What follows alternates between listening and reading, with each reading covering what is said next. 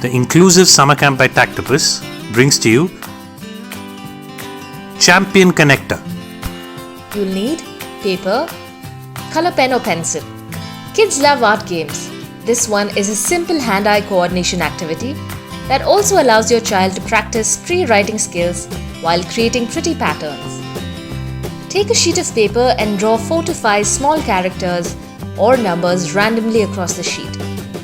You can draw your child's favorite characters or ask them to draw it themselves. Choose a pencil or marker that your child is comfortable gripping. Now ask them to connect each character to every other character with a line. Let them get creative with the path and the line style while doing so. Help your child ensure that all the characters are connected to each other.